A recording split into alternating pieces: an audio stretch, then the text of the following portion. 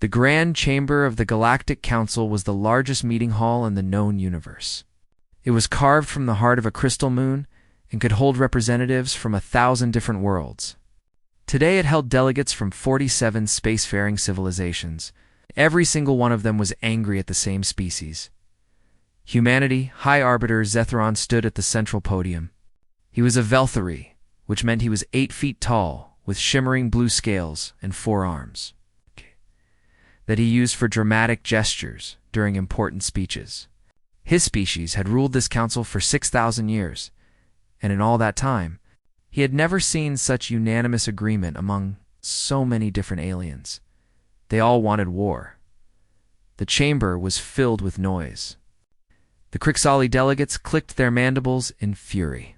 They looked like giant spiders made of black glass, and their 8 eyes reflected the chamber lights like pools of oil.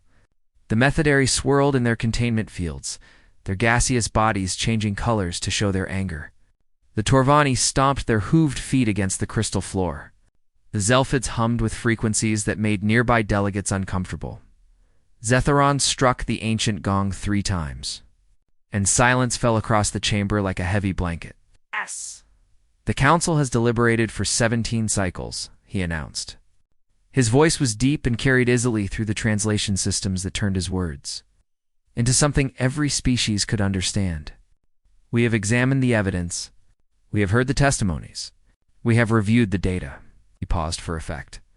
Knowing that every eye and sensor in the chamber was focused on him, species known as humanity has violated the sacred accords of non-interference on 32 documented occasions.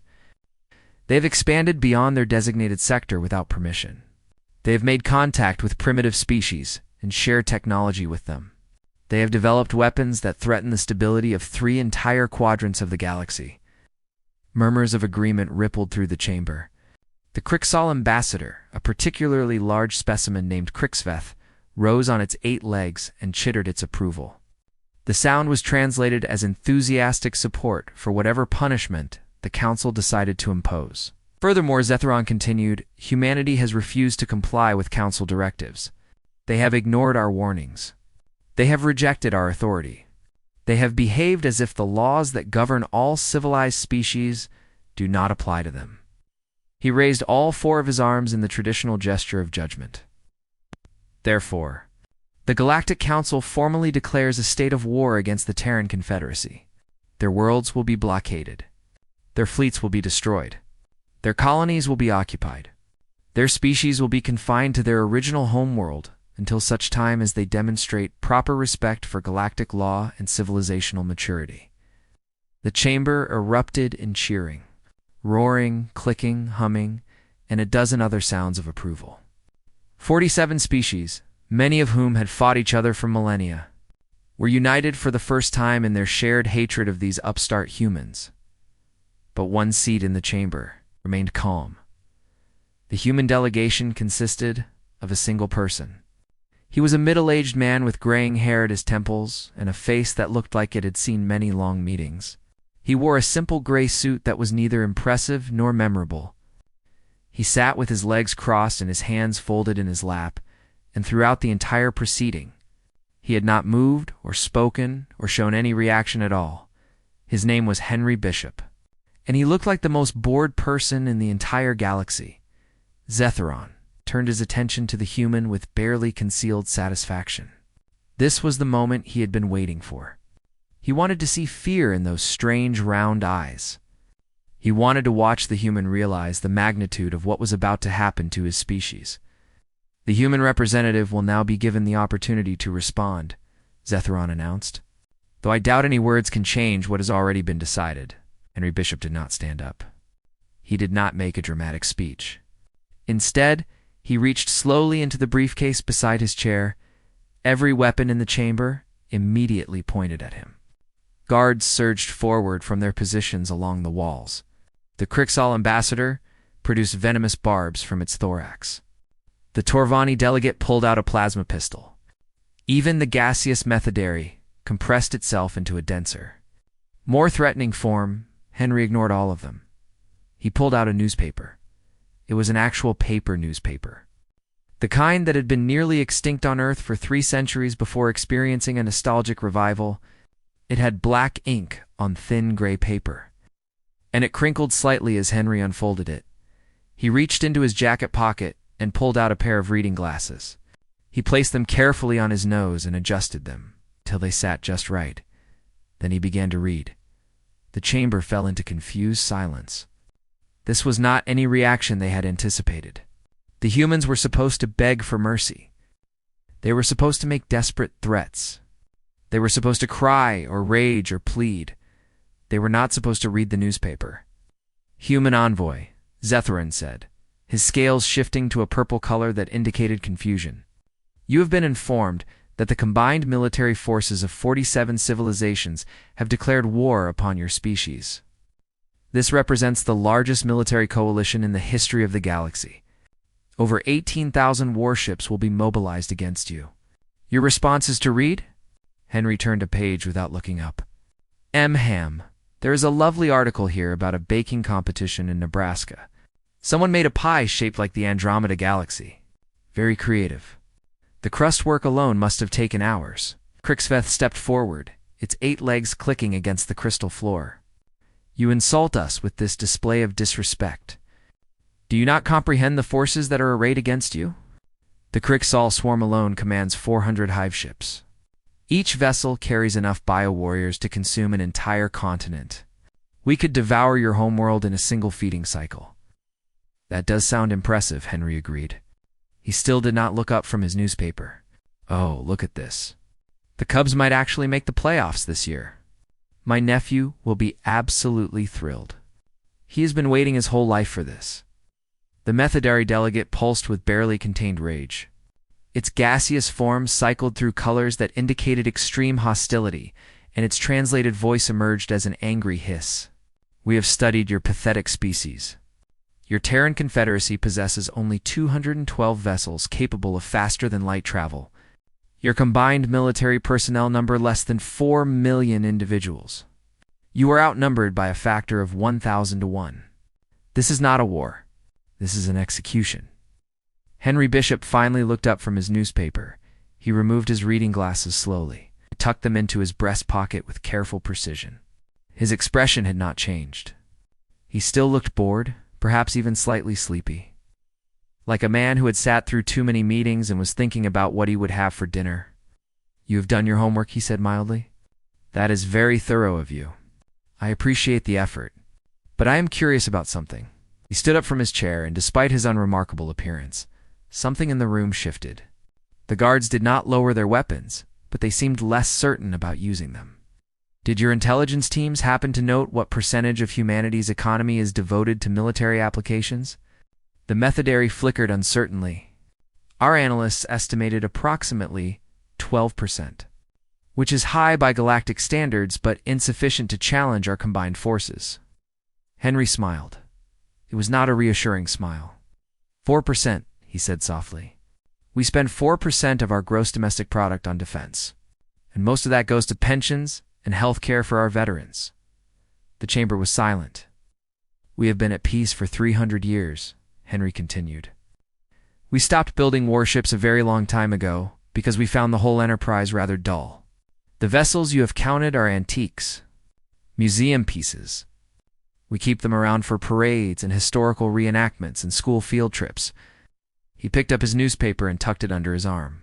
Now, if you will excuse me, I have some reading to finish. But I suggest you think very carefully about what happens next.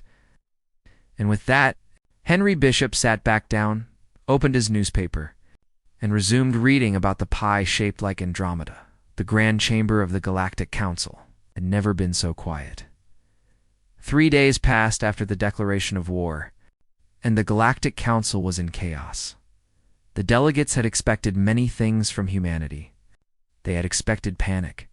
They had expected desperate attempts at negotiation. They had expected threats, or bribes, or appeals to mercy. They had prepared responses for all of these possibilities. They had not prepared for a man reading a newspaper. High Arbiter Zetherin had barely slept since that strange moment in the Grand Chamber. His scales had lost their healthy blue shine and turned a dull gray color that indicated stress and confusion. He paced back and forth in his private quarters, his forearms clasped behind his back, trying to understand what had happened. The human envoy had shown no fear. None at all.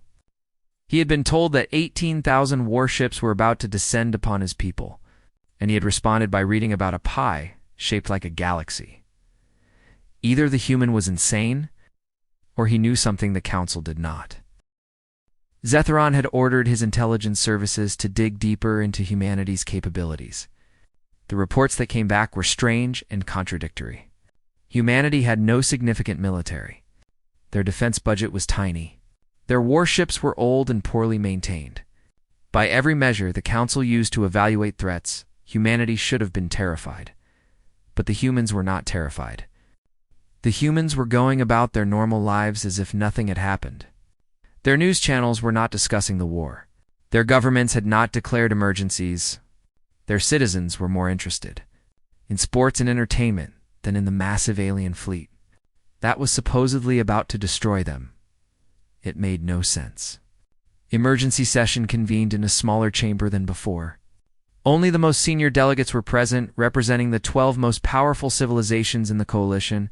They sat around a circular table made of polished black stone, and their expressions ranged from confused to angry to genuinely frightened. Henry Bishop sat in the same gray suit he had worn 3 days ago. He looked well-rested and slightly amused, like a man who had just heard a mildly funny joke. "We have called this session to discuss the situation," Zetheron began. His voice was less confident than it had been during the original declaration. "The Council demands an explanation for your behavior, human envoy." Henry raised an eyebrow. "My behavior?" "I sat quietly through your very long speech and then read my newspaper. I thought I was being rather polite. You showed no concern for the war we declared against your species, should I have. You made a decision based on your understanding of the situation. I saw no reason to become emotional about it." Ambassador Crixveth leaned forward, its 8 eyes fixed on the human with predatory intensity. "You are either brave or foolish. My people have begun mobilizing our hive ships. In 2 weeks, 400 vessels carrying 18 million bio-warriors will be ready to launch. They will consume everything in their path." "That is quite a lot of bio-warriors," Henry agreed pleasantly. "They must eat a tremendous amount of food. The logistics alone must be challenging." The Crixelli ambassador hissed in frustration. "You mock us. I am simply making conversation. You brought up your bio-warriors. I expressed interest in the practical aspects of maintaining such a large force. Is that not what civilized beings do during diplomatic meetings?" The Methodary delegate swirled in its containment field, colors shifting rapidly. "We have been analyzing your response since the declaration. Our psychologists believe you are engaging in a bluffing strategy. You hope that by appearing unconcerned, you will make us doubt our own intelligence about your capabilities." Henry nodded thoughtfully. "That is a reasonable theory. It is wrong, but it is reasonable." "Then explain yourself," Zetheron demanded. "You have told us that humanity spends only 4% of its economy on defense. You have told us that your warships are museum pieces. If this is true, then you have no way to resist our forces. Yet, you sit here as calmly as if we were discussing trade agreements." Henry was quiet for a moment. He seemed to be considering how to respond. "Let me ask you a question," he said finally. "When your species first developed faster-than-light travel, how long did it take?" Zetheron blinked his 4 eyes in surprise at the change of subject. "The Velthri spent approximately 800 years developing our full-drive technology. It was the greatest scientific achievement in our history. And the Crixall?" Crixveth clicked its mandibles. "The Swarm acquired full-drive technology through conquest. We took it from the Velmorians after we consumed their civilization." "Charming." "And the Methodari?" The gaseous being pulsed thoughtfully. "We developed our spatial compression drives over a period of 1,200 years. It required the combined efforts of our greatest scientific minds across 17 generations." Henry nodded. "Humanity developed faster-than-light travel in 43 years. The chamber fell silent. "That is impossible," the Methodari delegate said. "The theoretical foundations alone would require centuries of research. And yet we did it. We went from our first primitive rockets to interstellar travel in less than 500 years total. We went from horses and sailing ships to colonizing other star systems in what your species would consider a single lifetime. Zetharan's scales had turned pale. How? Because we do not wait for certainty before we act. We do not spend centuries perfecting theories. We build things, and when they explode, we build them again differently. We make mistakes faster than any other species in the galaxy, which means we also learn faster. He leaned forward slightly, and his pleasant expression became something sharper. Your intelligence reports told you about our military capabilities. They told you how many ships we have, how many soldiers we employ, how much money we spend on defense. All of that information is accurate, but your reports missed something important. What did they miss? Zetharan asked quietly. They missed what we are capable of when we actually try. Wenry reached into his briefcase, and once again every guard in the room tensed. But this time he pulled out a small tablet computer instead of a newspaper. He tapped the screen a few times, and then slid it across the table toward Zetharan. This is a summary of humanity's current research projects. Not military research, just regular civilian science. There are approximately 300,000 active research teams working on various problems across our territory. Physics, chemistry, biology, engineering, mathematics, computational theory. Most of them are working on things that have nothing to do with warfare. Zetharan looked at the tablet with growing unease. I do not understand. Why are you showing us this? Because I want you to understand something important. Humanity has not built a significant military because we have not needed one. We have been at peace for 300 years. We have been too busy solving interesting problems to bother with something as boring as war. He paused to let that sink in. But if you force us to redirect our attention toward military applications, you will not be facing the 4% of our economy that currently handles defense. You will be facing the full creative output of 8 billion minds who are very, very good at solving problems. You are threatening us, Crixveth said. No, I am warning you. There is a difference. A threat means I want to hurt you. A warning means I want to prevent a situation where hurting you becomes necessary. And yet... Henry stood up from his chair and straightened his unremarkable gray suit. The Galactic Council has declared war on humanity. That is your right. But before you commit your forces, I strongly suggest you consider what happens when you make war into a problem that humanity decides to solve. He picked up his briefcase and walked toward the door. I will be in my quarters. If you wish to discuss alternatives, in the meantime, I believe the baking competition results should be announced soon. I am genuinely curious about whether the Andromeda pie will place in the top 3. And with that, Henry Bishop left the room. Behind him, 12 of the most powerful beings in the galaxy sat in stunned silence, wondering for the first time if they had made a terrible mistake. 1 week after the emergency session, the Galactic Council received news that changed everything. The Crixal's 7th Fleet had gone silent for 100 hive ships carrying 18 million bio-warriors had been conducting standard maneuvers in the periphery, a region of space far from any inhabited worlds. They were preparing for the invasion of human territory. They were the pride of the swarm, the most feared military force in 3 quadrants, and now they were not responding to any communications. High Arbiter Zetharan received the report in the middle of the night cycle. He read it 3 times before he believed what he was seeing. Then he immediately called an emergency session of the senior delegates. The chamber was tense when everyone arrived. Ambassador Crixveth was trembling with barely contained rage and fear. The Methodary delegate had compressed itself into a tight, anxious ball. Even the normally stoic Torvani representative was shifting uncomfortably in his seat. Henry Bishop arrived last, carrying a cup of coffee and looking like he had just woken up from a pleasant nap. Beside him walked a young woman who had not been present at any previous meetings. She had short dark hair, and there were faint grease stains on her fingers that she had not quite managed to wash away. She wore simple work clothes instead of formal diplomatic attire. I apologize for the delay, Henry said as he took his seat. I was watching the conclusion of the baking competition. The Andromeda pie came in third place. I thought it deserved better, but the judges felt the crust was slightly overdone.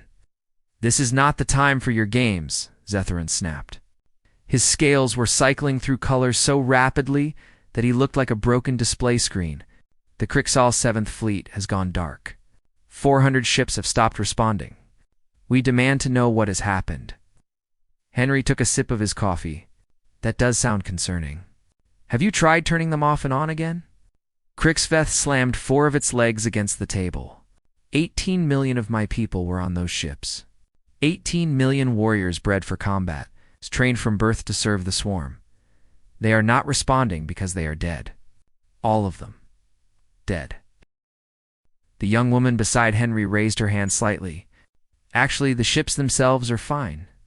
You can probably salvage most of them once you clean out the organic residue. I tried to make the process as neat as possible, but there is always some mess with biological targets. Every eye in the room turned to look at her. Who is this person? Zetharon demanded. Henry gestured casually with his coffee cup. This is Katie Morrison.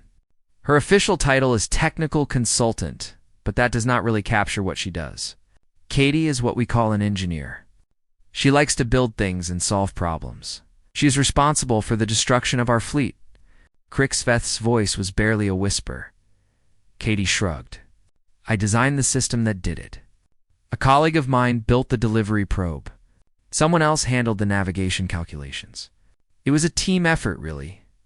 How? The Methodari delegate's voice was hollow with shock. Our sensors detected a single small vessel emerging from fold space, 30 light minutes from the fleet's position.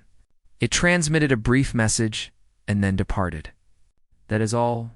How could a single probe destroy 400 warships? Katie pulled a small tablet from her pocket and tapped the screen a few times. Would you like me to explain? I can walk you through the technical details if you are interested. I find that most people do not appreciate the elegance of the solution unless they understand how it works, explained Zetharon said. His voice was flat and cold. Okay, so the basic principle is actually pretty simple.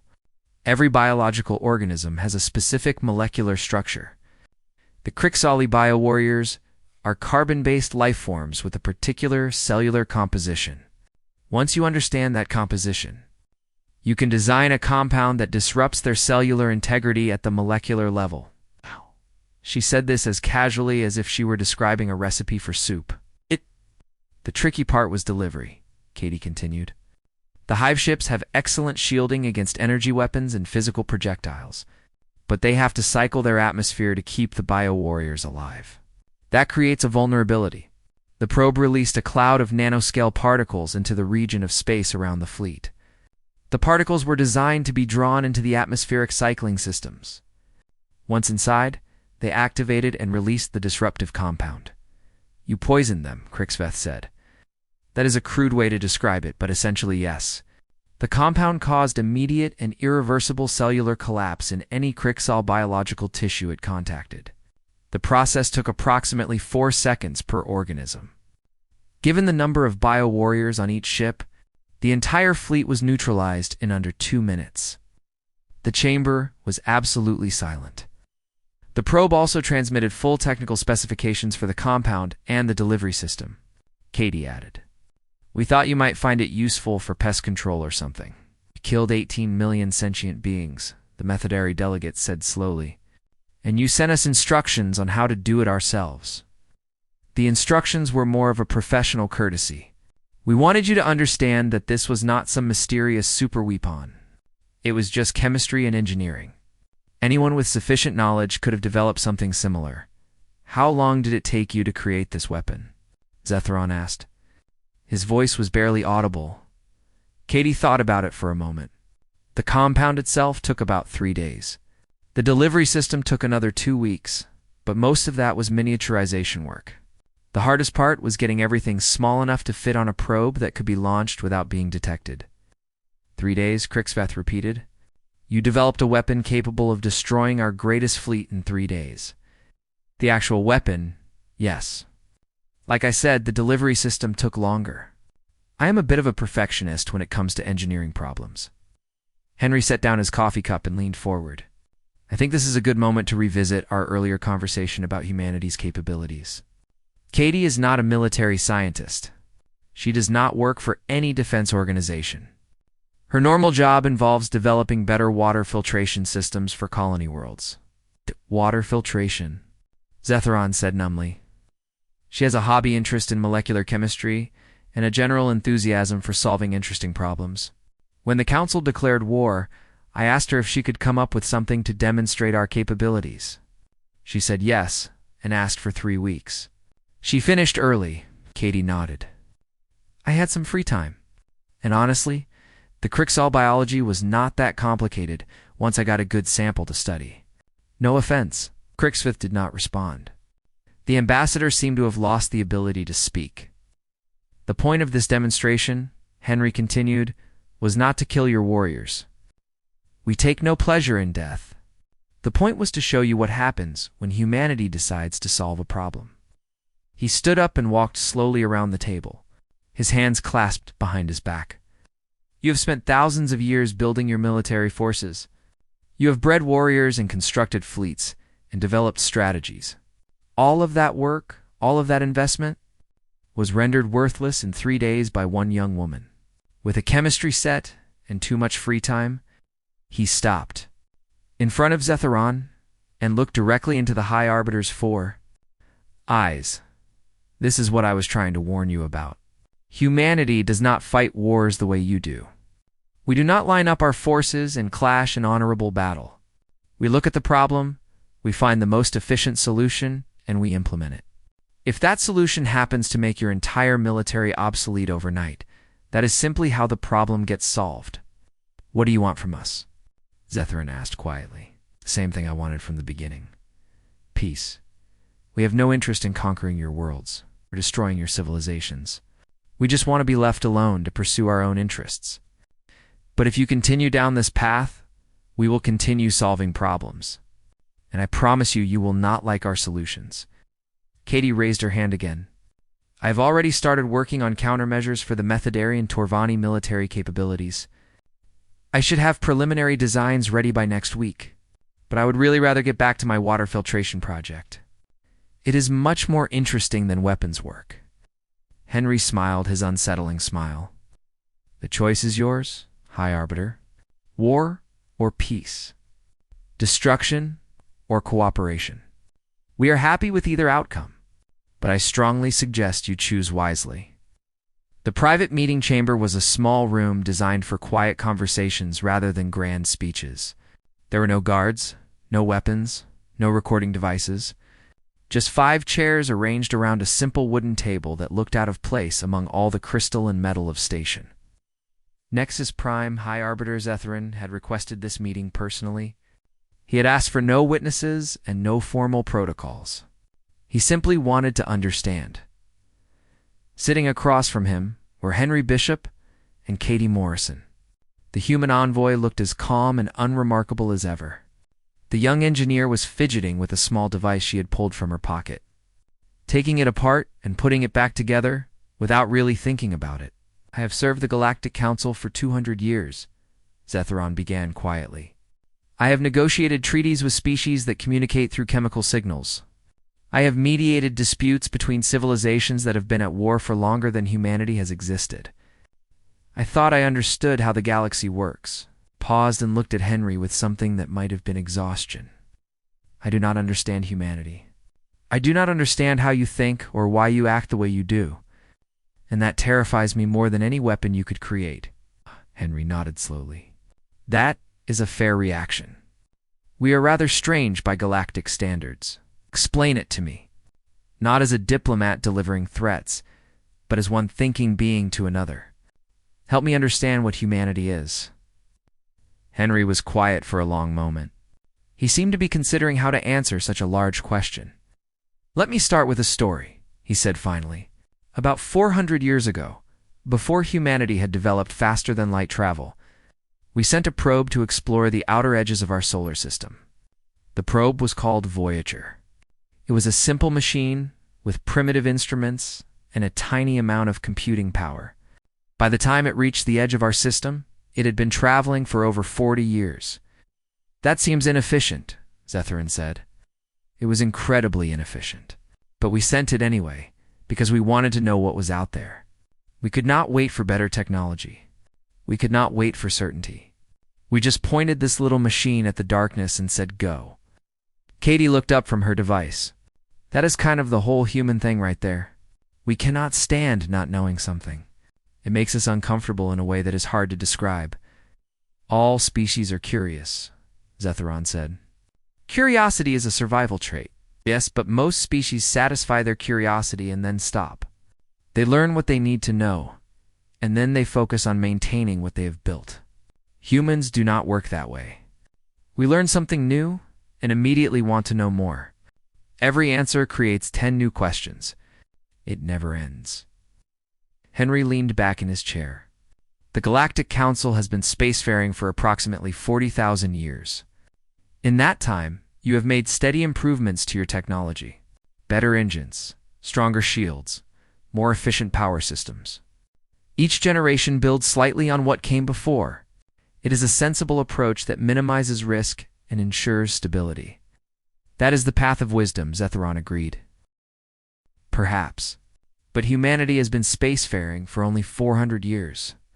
In that time, we have completely reinvented our technology 3 times. Not improved it. Reinvented it. Thrown out everything we knew and started over with entirely new principles. Why would you do that? Because someone had a crazy idea that turned out to work better than the old way. And once we knew the better way existed, we could not keep using the old way. It would have felt wrong. Katie nodded enthusiastically. That is exactly it. I was working on water filtration systems because the current designs are good but not great. They work fine for most purposes, but I kept thinking about how they could be better. It was like an itch I could not scratch. I had to keep working on the problem, even though nobody asked me to, and when the council declared war, Zetheran asked. Same thing. It became a problem that needed solving. I did not want to hurt anyone. I just wanted to find the most elegant solution to the situation. The biodispersal system was actually quite beautiful from an engineering perspective. The way the nanoscale particles interact with atmospheric cycling systems is really clever if you understand the underlying principles. Zetheran stared at her. You destroyed 18 million lives, and you describe it as beautiful. Katie's expression became serious for the first time. I am not a monster, High Arbiter. I understand that those were living beings with thoughts and feelings. I did not enjoy what I did. But when I sit down to solve a problem, I focus on the problem. The ethics come later. That is how humans work. We solve the problem first, and then we deal with the consequences. That is terrifying, as Henry agreed quietly. It is. We know that about ourselves. We have spent centuries trying to build systems that force us to consider consequences before we act. Laws and ethics, and review boards and international agreements. Sometimes they work. Sometimes they do not. He met Zetheran's eyes directly. Humanity is dangerous. High Arbiter. Not because we are cruel or evil, but because we are driven by something we cannot fully control. We see problems and we solve them. We see questions and we answer them. We see limits and we push past them. It is in our nature in a way that we cannot change. Then how can we possibly coexist with you? How can any species feel safe knowing that humanity might wake up one day and decide to solve the problem of other civilizations existing? Because we have learned something important over our history. We have learned that the most interesting problems are not about destruction. They are about creation. Building things is more satisfying than breaking things. Understanding the universe is more rewarding than conquering it. Henry gestured at Katie. She did not enjoy designing that weapon. She told me afterward that it felt like a waste of her talents. She would much rather spend her time figuring out how to provide clean water to billions of people. That problem is harder and more interesting than killing bio-warriors. Katie nodded. War is boring. The solutions are always the same. Find a weakness, exploit it, win. There is no creativity required. But designing a water filtration system that can work on any planet with any water composition, that is a real challenge. That is the kind of problem I want to spend my life solving. Zetherin was quiet for a long time. His scales had shifted to a thoughtful blue-green color that indicated deep contemplation. You are saying that humanity chooses not to destroy because destruction is not interesting enough, more or less. We spent thousands of years fighting each other before we reached the stars. We got very good at it. And then we got bored with it. There are only so many ways to kill people, but there are infinite ways to build things and discover things and create things. We would rather do that. But if threatened, you will turn your attention back to destruction. If we have no other choice, yes. And we will be very, very good at it. Because that is what we do. We solve problems. Whatever the problem is. Henry reached across the table and placed his hand near Zetherin's arm. Not touching, but close. A gesture of connection. We do not want to be your enemies, High Arbiter. We want to be your neighbors. We want to learn about your history and your culture and your science. We want to share what we have discovered and see what we can build together. The galaxy is vast and full of mysteries. There is enough out there to keep humanity curious for millions of years. He smiled, and this time it was not unsettling. It was warm and genuine. All we ask is that you let us be curious in peace. Let us explore and discover and create. And in exchange, we will share everything we learn. We will help you solve problems you have struggled with for millennia. We will be the best neighbors you have ever had. And if we refuse, Henry's smile faded slightly, then we will solve that problem too. But I really hope it does not come to that. War is so terribly boring. 1 month had passed since the declaration of war, and the Grand Chamber looked very different now. The same delegates filled the same seats, but the anger and fear had been replaced by something else. There was uncertainty, yes. There was caution. But there was also a strange new feeling that none of them could quite name. It felt almost like hope. High Arbiter Zetheron stood at the central podium, his scales a calm and steady blue. He had aged visibly in the past month. The stress of recent events had left marks on him that would take years to fade, but his voice was strong and clear as he addressed the assembly. The Galactic Council has spent the past 30 days in careful deliberation. We have studied the information provided by humanity. We have verified their claims. We have examined their capabilities. And we have reached a conclusion that I believe will reshape our civilization for generations to come. The chamber was silent. Every delegate leaned forward to hear what would come next. We were not wrong to fear humanity, Zetheron continued. Their capabilities exceed anything we had imagined. A single human engineer, working alone with basic tools, developed a weapon that destroyed our most powerful fleet in minutes. Their collective innovation proceeds at a pace that our scientists cannot explain or predict. By any rational measure, they should be considered an existential threat to all other civilizations. Henry Bishop sat in his usual seat, wearing his usual gray suit, displaying his usual mild expression. Katie Morrison sat beside him, still fidgeting with some small device she had built during the meeting. Neither of them seemed concerned by the words being spoken. However, Zetherin said, and his voice softened, "We have also come to understand something else. Something that changes everything we thought we knew about this species." He turned to look directly at the human delegation. Humanity does not want to destroy us. They do not want to conquer us. They do not even want to compete with us. They want to be left alone to pursue their strange obsessions in peace. And when they are not left alone, they want to resolve the situation as quickly as possible so they can get back to whatever they were doing before. A few delegates made sounds of confusion. This was not the conclusion they had expected. In the past month, humanity has shared more technological advances with the Council than we have developed in the past 5,000 years. Their medical innovations could extend the average lifespan of every species in the galaxy. Their agricultural techniques could end food shortages on hundreds of worlds. Their energy systems could power our civilization for millennia without depleting any resources. Zetheron held up a small data crystal. Crystal contains designs for a new type of faster-than-light engine. Humanity calls it a skip drive.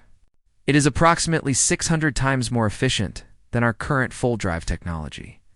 They developed it 40 years ago and never bothered to tell anyone because they were too busy working on the next version. The chamber erupted in murmurs of disbelief. All of this was given to us freely. Zetheran continued over the noise. No treaties were demanded. No territory was requested. No tribute was required.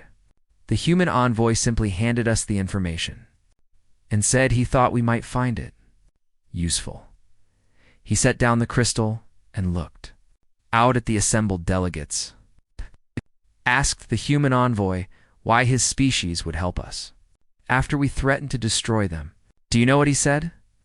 The chamber waited, said it was easy for them and we needed help. That was all. It was easy and we needed help. As if those two facts alone were sufficient reason to share the greatest technological treasures in the galaxy. Zetheran stepped down from the podium and walked slowly toward the human delegation. Every eye in the chamber followed him. I have lived for 300 years, he said quietly. I have met thousands of species and billions of individuals. I have seen kindness and cruelty, wisdom and foolishness, courage and cowardice. But I have never encountered anything quite like humanity. He stopped in front of Henry Bishop. You terrify me, human. Your species terrifies me. Not because of your weapons or your technology, but because I cannot predict what you will do next. Your minds work in ways that I cannot understand. Your motivations seem almost random to outside observers. Henry nodded calmly. That is a fair assessment. And yet, Zetheran continued, I find myself wanting to trust you. I find myself believing that you mean what you say. You genuinely want peace. You genuinely want to share your discoveries. You genuinely find war boring and would rather spend your time building things and solving puzzles. We do. We really do. Zetheran turned back to face the chamber. The Galactic Council formally rescinds its declaration of war against the Terran Confederacy. Furthermore, we extend an invitation to humanity to join the Council as full members, with all associated rights and responsibilities. The chamber erupted in noise. Some delegates protested loudly. Others cheered. A few simply sat in stunned silence. Zetheran raised his forearms for quiet. I know this decision is controversial. I know many of you still fear what humanity could do if they turned against us. But consider the alternative. Consider what happens if we continue down the path of war. He pointed at Katie Morrison. That young woman destroyed 18 million warriors in 3 days. She told me it was not even a particularly interesting problem. She told me she has already designed countermeasures against every military force in the coalition. She told me she would rather be working on water filtration systems. Katie looked up from her device and waved awkwardly. If we fight humanity, we will lose. Not because they are evil or cruel, but because they will solve the problem of our resistance the same way they solve every other problem. Quickly, efficiently, and with minimal wasted effort. And then they will go back to their telescopes and their laboratories and their baking competitions. And we will be nothing but a footnote in their history. Zetheran walked back to the podium. But if we welcome them as neighbors and partners, everything changes. Their curiosity becomes our advantage. Their innovations become our innovations. Their boundless energy becomes a resource we can share rather than a threat we must fear. He looked at Henry Bishop one more time. The human envoy told me that his species wants to explore the universe and answer questions that no one has ever asked before. He said there are enough mysteries in the galaxy to keep humanity curious for millions of years. I believe him, and I would rather be exploring those mysteries alongside humanity than trying to fight against them. Henry stood up from his chair. The chamber fell silent as he walked slowly toward the podium. Zetheran stepped aside to let him speak. High Arbiter, members of the Galactic Council, I accept your invitation on behalf of the Terran Confederacy. We are honored to join this assembly, and we look forward to a long and productive relationship with all of your species. He paused and smiled his warm, genuine smile. We have so much to learn from you. You have preserved knowledge and culture for tens of thousands of years. You have maintained peace across vast stretches of space. You have built civilizations that have endured longer than humanity has existed. Those are achievements we admire greatly." Henry reached into his briefcase. A few delegates tensed nervously, but he only pulled out his newspaper. "In exchange, we will share everything we discover. We will help you solve problems that have troubled you for millennia. We will be the best neighbors the galaxy has ever known." He held up the newspaper. "And for anyone who is interested, I am happy to report that the baker who made the Andromeda pie has announced. She will be entering next year's competition with an even more ambitious design. She is planning to recreate the entire local group in pastry form." For a moment, the chamber was silent. Then High Arbiter Zetherin began to laugh. It was a strange sound, like stones grinding together, but it was unmistakably laughter. Other delegates joined in, each species expressing amusement in their own way. Clicking mandibles and shifting colors and rumbling, vocalizations filled the chamber, and in the middle of it all stood a tired diplomat in a gray suit, holding a newspaper and smiling at the absurdity of the universe. This was how humanity joined the Galactic Council, not through conquest or intimidation, but through the simple act of being too strange and too helpful and too curious to be treated as enemies. The galaxy would never be the same. And somewhere, in a small kitchen on Earth, a baker was already planning her next masterpiece.